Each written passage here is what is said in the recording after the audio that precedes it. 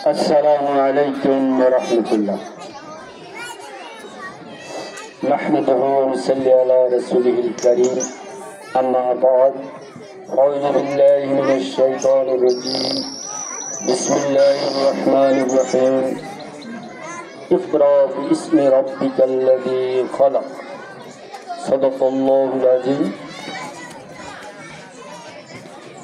আজকে এই মহতী বিদায়ী অনুষ্ঠানে আবার স্নেহের সুপারিনটেনডেন্ট সহ সকল শিক্ষক এবং শিক্ষিকা মণ্ডলী, অভিভাবক মণ্ডলী, ম্যানেজিং কমিটির সদস্যবৃন্দ, অভিভাবকবৃন্দ এবং বিশেষ করে বিদায়ী ছাত্রছাত্রীরা সহ অত্র প্রতিষ্ঠানের সকল ছাত্রছাত্রী, প্রিয় উপস্থিতি, দীর্ঘক্ষণ সময় আপনারা আমাদের অভিভাবক, শিক্ষক, ছাত্রছাত্রীদের নিকট থেকে অনেক কথা শুনেছেন। তো আমি সভাপতি হিসাবে দু একটি কথা বলতে চাই। আমার প্রথম বক্তব্য আমার স্নেহের ছাত্রছাত্রীদের উদ্দেশ্য করে। তোমরা মাদ্রাসার ছাত্রছাত্রী, তোমরা একটা আদর্শ প্রতিষ্ঠানের শিক্ষার্থী।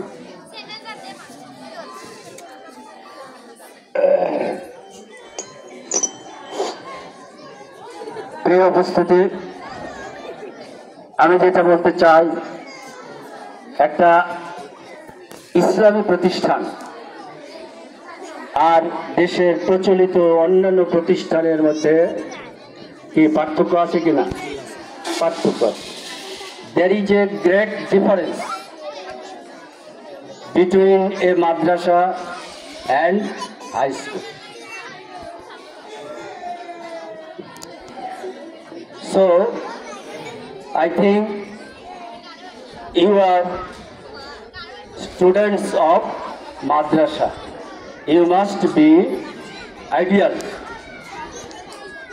মরালিটি তোমাদের মধ্যে থাকতে হবে। অন্যান্য প্রতিষ্ঠানের ছাত্রছাত্রীদের মধ্যে মরালিটি, নৈতিকতা থাকুক না থাকুক, তোমাদেরকে অবশ্যই মরালিটি অর্জন করতে হবে। নৈতিকতা, আদর্শ তোমাদেরকে ধারণ করতে হবে। কারণ তোমরা সরাসরি প্রতিষ্ঠানে কোরআন এবং হাদিস কি পাঠ করনি? পাঠ না, শুধু কি স্টাডি করেছ, পড়াশোনা করেছ। কোরআন এবং হাদিসের ডাইরেক্ট স্টুডেন্ট তোমরা। অতএব তোমাদেরকে আদর্শ ধারণ করতে হবে, ইসলামের আদর্শ, মৌলিক আদর্শ ধারণ করতে হবে। তোমাদেরকে আলোকিত স্টুডেন্ট হতে হবে, আলোকিত মানুষ হতে হবে। যে ঘরে আলো থাকে, টর্চ থাকে, লাইট থাকে, বাল্ব থাকে, সে ঘরটা কি, সেখানে কি আর কোনো অন্ধকার থাকতে পারে?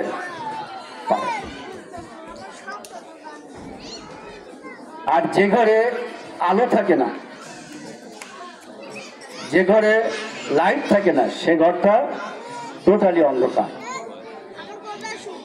স্নেহের ছাত্রছাত্রীরা, তোমরা কোরআন পড়েছো, হাদিস পড়েছো। আল কোরআনের অনেক নাম আছে, তার মধ্যে অন্যতম একটা নাম হচ্ছে কি, কে বলতে পারে? নূরুন। আল কোরআনে 114টি সূরা আছে, তার মধ্যে একটা হচ্ছে সূরাতুন নূর, আলোর সূরা, জ্যোতির সূরা।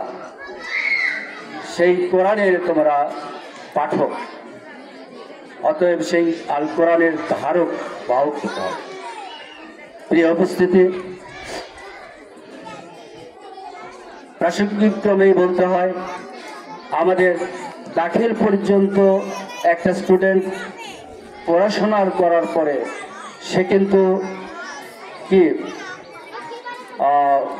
জীবনে চলার জন্য যতটুকু দিনী এলেম দরকার ততটুকু এলেম কিন্তু তার অর্জন হয়ে যায়। এই জন্য যেহেতু সবাই অল্প, আমার প্রথম সবক, প্রথম উপদেশ তোমাদের প্রতি, তোমরা আল্লাহর আইনকে ধারণ করবে।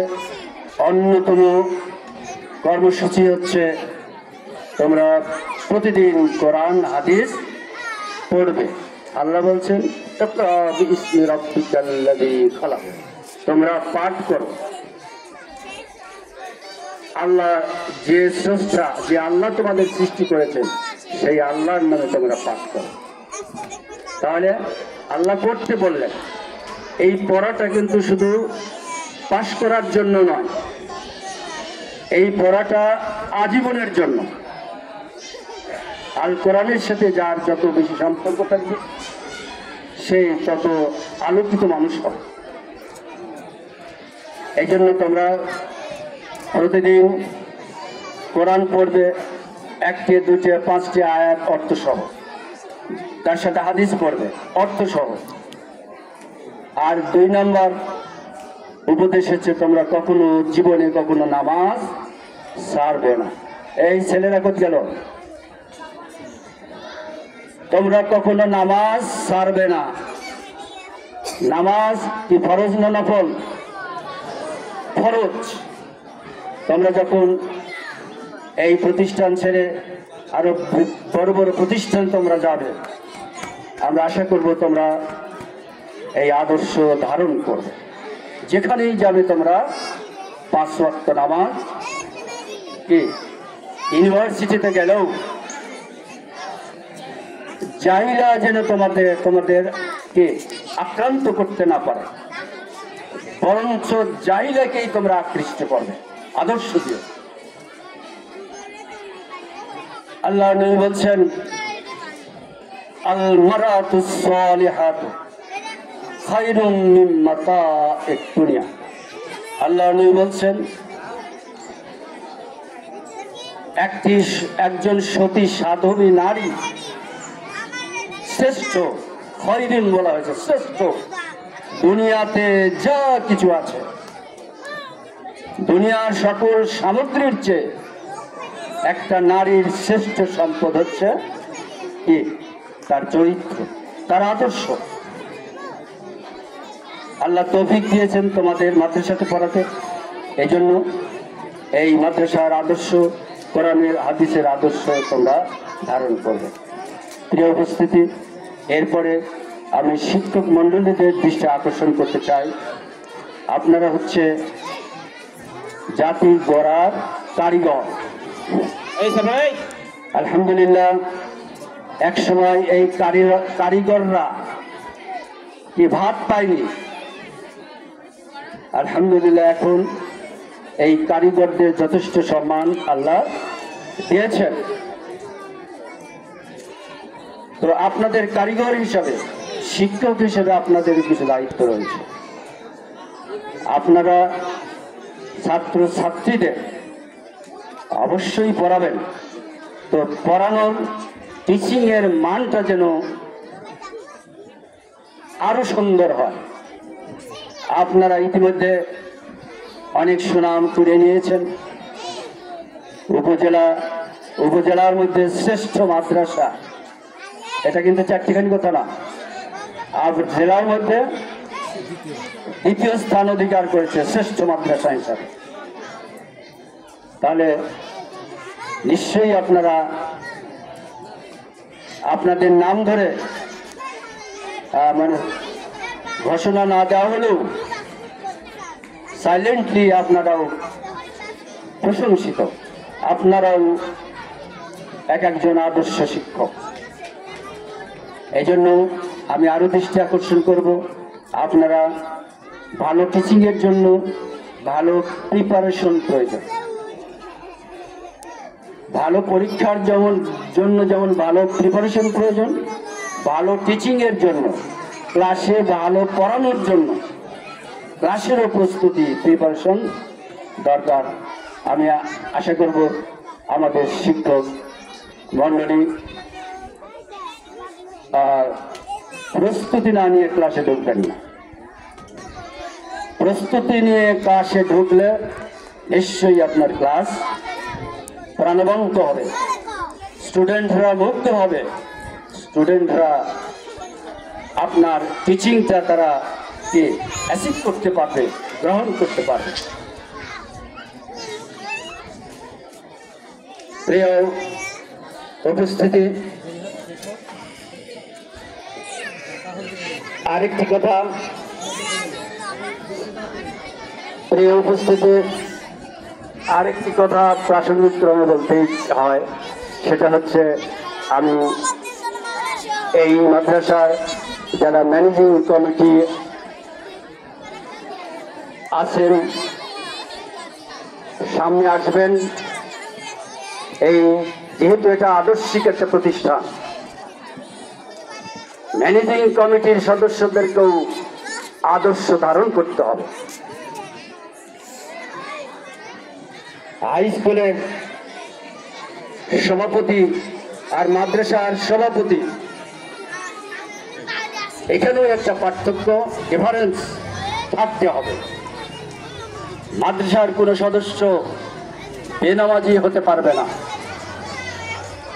কোথায় কোথায় বেড়ে যায় আপনারা হয়তো অনেকে জানেন, অনেকে জানেন না। মুহাম্মদুর রাসূলুল্লাহ সাল্লাল্লাহু আলাইহি সাল্লাম যখন মদিনায় যে ইসলামী রাষ্ট্র তৈরি করলেন, তখন মক্কার নেতৃত্ব ছিল, কাবা শরীফের নেতৃত্ব ছিল কাদের হাতে? কুরাইশদের হাতে, মুশরিকদের হাতে ছিল। প্রিয় উপস্থিতি, এই জন্য আমি আশা করব এই মাদ্রাসার যারা ম্যানেজিং কমিটি হবেন, সদস্য সভাপতি হবেন, তারাও একটু সতর্ক হবে। বিগত সরকারের আমলে উল্লেখ করাই দরকার, বিগত সরকারের আমলে এই মাদ্রাসার নিয়োগপ্রাপ্ত টাকার পরিমাণ প্রায় 40 লক্ষ টাকা, না বেশি বললাম? ও আচ্ছা, কাছাকাছি। এই টাকাগুলো কোথায় গেল?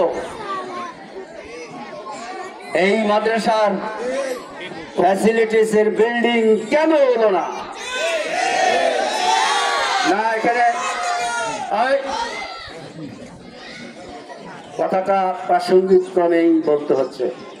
প্রিয় উপস্থিতি, আমরা আশা করেছিলাম এই অর্থটা যতই মিস ইউজ হোক, অন্তত একটা ফ্যাসিলিটিসের একটা বিল্ডিং আমরা পাবো।